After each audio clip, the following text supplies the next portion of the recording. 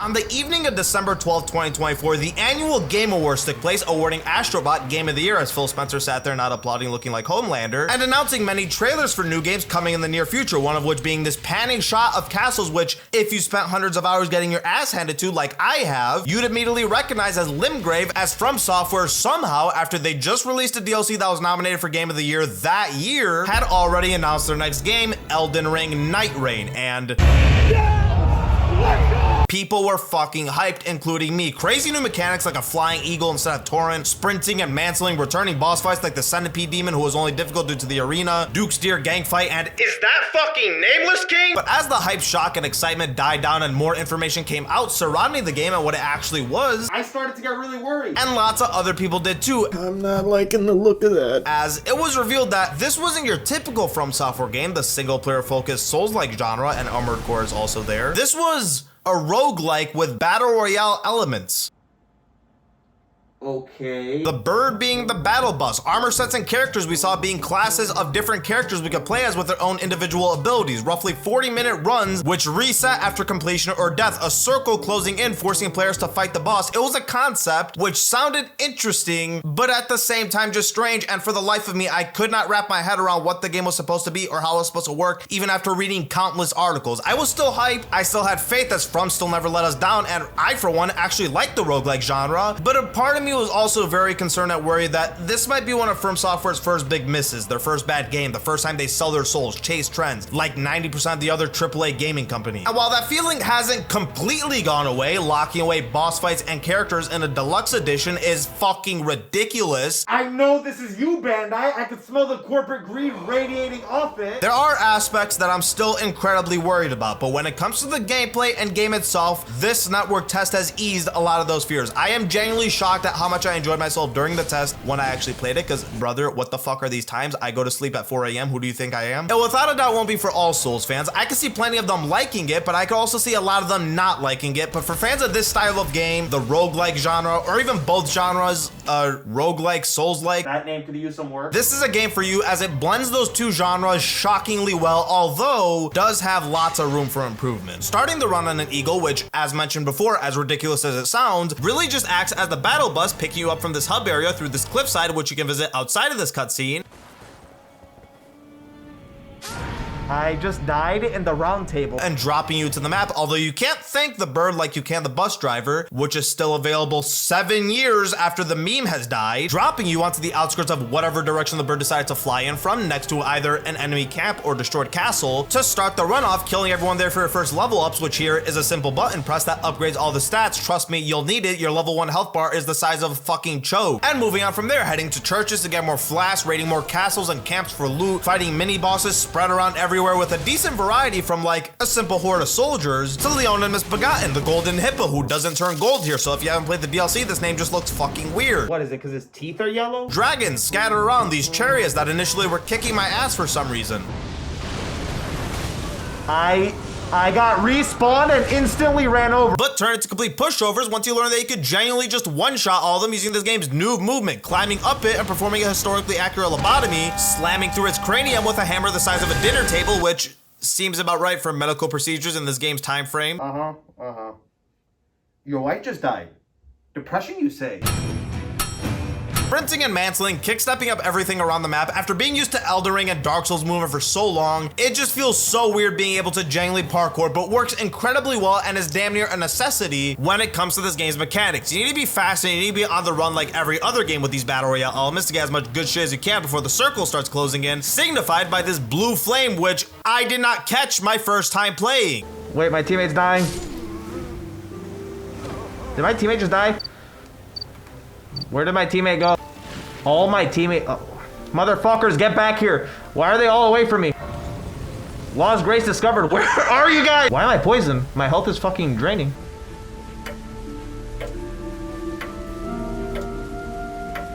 I don't understand what this blue... Oh! There's 2 of these circles which close per day, the first simply cutting off parts of the map, and the second essentially forcing you to fight the nighttime boss who, once defeated, removes the storm and opens the same map back up. I really hope they change that. I mean, for the network test, I get it. We only had one map available, so it's understandable. It's not the full game. But when the full game does release, I really hope after you beat the first night boss that things don't just open back up. I'd much rather they warp you to a different region, warp you to a different map to keep things fresh and not let things get too repetitive or let you get bored of a certain map too fast. Something akin to the teleporter from Risk of Rain. Every time you finish in one area, entering the teleporter and being warped to the next region that's randomly chosen from their list of levels. And I really hope that's how things are handled once the main game comes out. When you kill a night boss, you move on to the next region. That is if you could kill the boss, as these night bosses are fucking annoying. Acting more as the main bosses of the game more so than the mini bosses scattered around the map, they all kicked my fucking ass. Only 4 of them are available in this network test, but I'm certain there will be more in the main game. Especially if you buy the deluxe edition. The 4 that we have right now are a solid start and tease for the rest of the game. Morgoth, who of course he would be here. We're talking about the biggest menace in the Soulsborne genre. Mr. went out of his way to attack us at our weakest and ended the playthrough for 30% of players. Mr. transformed into an enemy to attack you outside of the capital's gates, as if the Draconic Tree Sentinels didn't do a good enough job at stopping people from entering the castle. And don't worry, we will get to his one-shot ass in a bit. Fighting you at the base of the tree to stop you from becoming a lord and shit-talking you when you end up not being able to enter, as he lay there a shriveled up raisin. The person who chose to hate even when he lay dying in his dad's arm, using his final wish to ask him to kill you. Did you really think that fucker would miss this opportunity? This is beyond the grave hate. This is trans-dimensional hate. The fucker's on the network test. He couldn't even wait for release. He's probably the first boss that put his name down for Nightreign, and he's also fucking annoying, as he's essentially just a beefed up version of the one that we found in Elden Ring, a similar moveset with some AoE and crowd control centric additions. Things like his dagger splitting into like fucking Thor and throwing it multiple times in succession, each throw faster than the last, exploding slash attacks like Virgil's Judgment Cut back to back, his raining dagger attack doing an amazing job at splitting everyone up as he focuses on one person, specifically me, because on everything this dude has some sort of vendetta against me. I don't know what I did.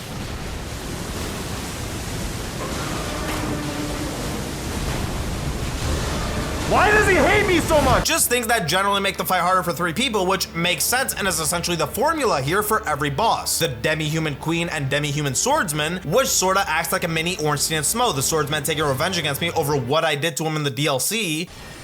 What the? Okay, motherfucker. Is that it? Oh shit, okay. Hold on, you're fucking him up. Let him do something. Let him do something.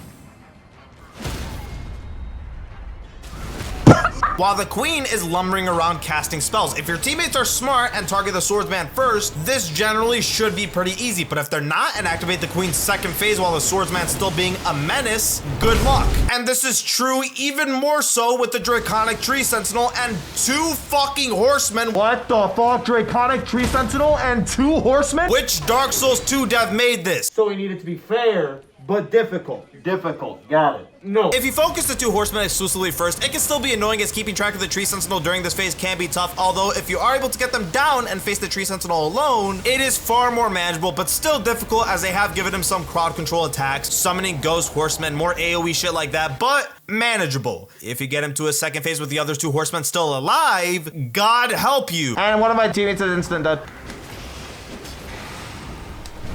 And then I heal him, and Draconic Tree Sentinel one-shots me. I'm gonna focus the other. I'm not trying to get Tree Sentinel phase 2 with these other 2 wandering around. I got. Oh my, he's not gonna give me an option. I try focusing the other 2 horsemen, and off screen I see his hammer flying in and one-shot me.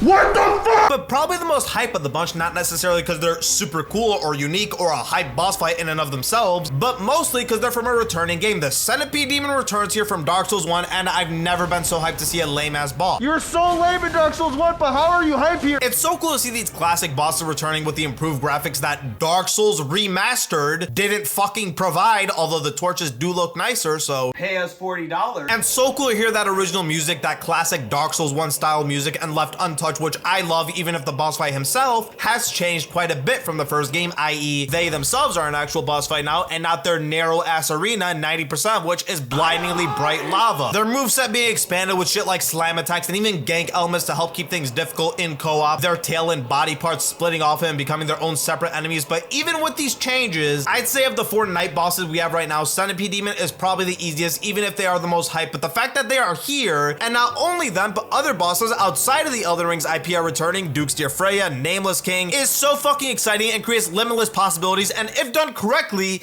can without a doubt make this game fucking incredible. Just think of all the things that they could do, and obviously the brain is gonna jump to those iconic solo fights, Soul of Cinder, Gale, Artorias, please don't bring back Sif, I don't think I could take that, Pontiff, Champion and his super kicks, Fume Knight, Manus, Wombo comboing the whole team, Ludwig and both his phase. There we go. Ben, make a remaster of Days Gone that looks identical to the original. Johnny, figure out what fans want and why we have record low sales. All these fights would be super hype, but even past them, think of all the other fights and how creative they could potentially get with them for co-op if developed and programmed right. Ornstein and Smo, Ornstein dashing around with Smo lumbering in the distance, similar to the Demi-Human Queen and Swordsman, but maybe even including their second phase depending on who the team kills first. Supercharged Ornstein mourning over Smo, Supercharged Smo not giving a flying fuck about Ornstein. The exact same thing with Father and Freed. Maybe even after killing the two of them, you have to deal with an unmodified Black Flame Freed, unmodified, the same way she already is, the same way, the same Black Flame Freed. Don't buff her, please don't. Burnt Ivory King summoning his army of minions, constantly flooding in like Dark Souls 2 if you don't close the portal. The same concept for Nito and his army of skeletons, but he doesn't fucking kill them like a dumbass this time. Dark Lurker Mitosis, an army of Abyss Watchers fighting you and each other. The Four Kings, this name is a lie, constantly flooding in. Mirror Knight using his shield to spawn in enemies everyone has to deal with. Bed of Chaos, 2 people take on the orbs, 1 jumps into the glory. That's a joke, that's a joke. From, don't get any ideas, I'm joking. So many options, so much potential, so much shit that they could do with these returning bosses to make them work or more difficult in the co-op environment, as they've already done with the 4 in the network test. Although evidently not difficult enough, because even with the beefed up bosses already here, you can fucking destroy them when played correctly. Hi Morgan, do you recognize these spears? It's your brother. Excuse me, I'm about to fly into the air. I'm gonna stun him. Oh my god. I just shoved his brother's spear right up his fucking chest. Oh my god. Just keep hitting it. Fuck that attack. No, fuck that attack. Suddenly Morgan does not want to engage. Although this is completely impossible if you're playing with randoms, as you might as well be playing by yourself, those fuckers will never listen. During the first session, friendly play was enabled only for them to realize that their network could not handle this test, disabling it for the next 3 sessions, which I understand, and this isn't a complaint, I understand they're using the network test to test the network, even if Twitter didn't. Although this resulted in me playing with randoms for 6 of the 9 hours that I spent on the game, and I gotta say, God, this game is not as good with randoms, and granted, you could say that for fucking anything. Obviously, a co-op game is gonna be more fun with people you know, but it's not just that aspect. The game from a design standpoint just doesn't do great with randoms. It's hard to work together, hard to coordinate. I could use some teammates. I could use some teammates to help me with this fucking royal carrying night. Where are they? I don't know where they are. My teammates are fucking at a merchant! And no game chat to communicate to each other with, which I am assuming is because this was a network test and the full game will have game chat. None of the other games had game chat. I am assuming. So due to this, we could only coordinate using this game's primitive communication system, which is about as good as every Battle Royale's was before Apex Legends came out. With the only thing you could really do being marking items and shit on the map. And when I say on the map, I mean on the map. You have to bring your map up and physically select what you want to mark, and that's all you can fucking do. You cannot explain what you're marking it for, what you want your team to do. You can't say, hey, let's attack here, loot here, retreat, anything. You just mark it and hope the fuckers will get the message. They never do. Over there. What? Over there. What do you want me to do over there? Over there. What the fuck? This may seem like a small complaint, but in a team-based game like this, it is a big problem. Coordination is wildly important in this game, but with randoms using this mechanic, it's a fucking impossibility. See, for example, me desperately trying to communicate to my team that I have a fucking stone sword key and would like to do an Evergale, and nobody fucking listening. Oh my god! My team needs to get the fuck over here. I really do hope this is just a network test issue and come full launch, this system will be improved with bare minimum game chat, which I'm assuming, because as fun as this game is, it is genuinely a handicap if you don't have a trio to play with. And my proof of that is the moment friendly play was enabled, we beat the main boss. Oh, I stunned him. Nice. I'm about to drop on him. Woo! And I ulted on top of it. Get him, get him, get him. Fuck is that? Oh, we double stunned him. Oh my god. Wow. This is it. Wow. I think this is it. Fuck him up, fuck him up. He literally can't do anything. He's frostbitten. He takes more damage. Okay, okay, okay. Oh, we got it, we got it, we got it. That's it, that's it. Wait. Okay. Got. Are you kidding me? I don't know what he's doing. He died to. What just? I don't know what's happening. Bro. Did we beat him? I think we broke the. We broke. Oh my glib. I think we did so much damage. We beat the fucking boss. Oh, do we? I think we genuinely just evaded his second phase. There's only one final boss available for this network test, this Cerberus looking motherfucker who has one of the most beautiful arenas they've ever designed. This looks so fucking dope. This looks so fucking dope. Meanwhile, the boss himself is a fucking menace with an annoying moveset, especially using his tail as a whip and splitting into 3 separate dogs, which you'd assume would be done so that all 3 players have 1 wolf to deal with. But more often than not, all 3 wolves just coordinate their efforts onto 1 person for some reason, even if you're trying to aggro them. Why are none of them targeting me? Matt, these are all on you right now. I'm trying to grab their attention. I really like this fight. It's the only original one of the network test, and if the rest are like this, then that's a good sign. A fun moveset, well designed for co-op, especially with how wide all their attacks are and gimmicky shit like the splitting attack, all of which work well to make the fight very difficult, even for 3 people, especially if you're under level. As the one time I got here playing with randoms, Everyone's hype. Like, all of us are fucking hype. we were under leveled and Fuck.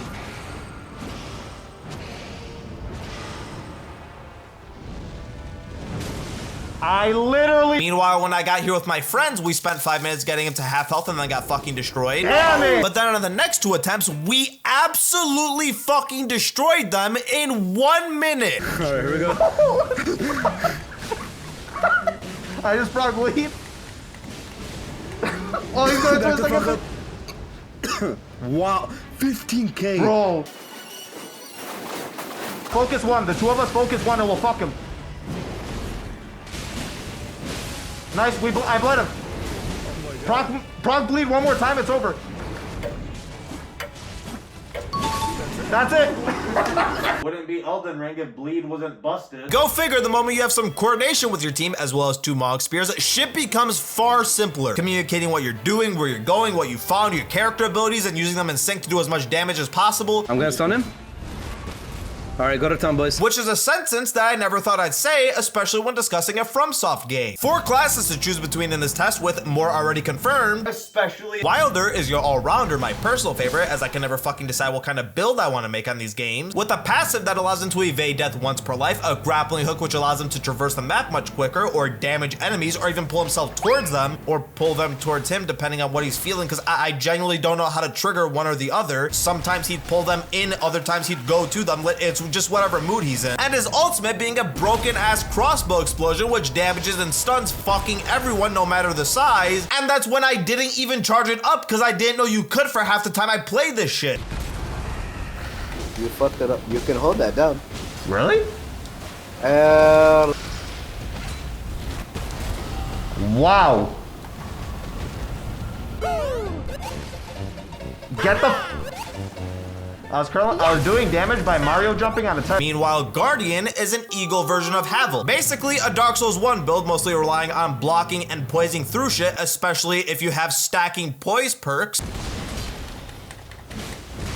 I'm literally tanking Pumpkin's head's headbutts. That's how much poise I have. With the wind tackle that mostly just serves to throw hordes of enemies up, and an ultimate where he flies into the air and slams down for a bunch of damage unless you're under a dragon. Potentially the best ult of the network test, unless Recluse's is good, but I wouldn't know because she's a mage, so I never used her, and nobody else did in my 10 hours aside from 1 person. We have a maid Who also DC'd like 5 minutes into the map. Meanwhile, Duchess was the exact opposite and probably the most popular because she's as close as we'll get to a Bloodborne sequel. usual. 2 Bloodborne dashes back to back instead of a roll, which makes her feel nimble as shit. The only thing she's missing is the rally system, as she just slips through attacks like a fucking ninja until one hits you and disintegrates your chode of a health bar, as she has the least HP in the game as of right now. Meanwhile, her abilities, while good, don't really fit the Dex aesthetic as well as her default weapon or passive, creating a clone of an enemy to briefly attack and distract them, and Invisible Woman's ult, making the entire team invisible, which can come in clutch as fuck if everyone's down unless you're under leveled and do no fucking damage. Wow, you are useless. No fucking damage. Wait for your stamina, motherfucker. Come on. But that don't really happen, as with enough time, you'll memorize everything about the map and know exactly where to go and what to do to consistently make yourself broken every match, as this game hardly has any fucking RNG or procedural generation. And while that may sound like a positive to some, as you want things to be more handcrafted by the devs, otherwise you'll get a No Man's Sky or Starfield situation of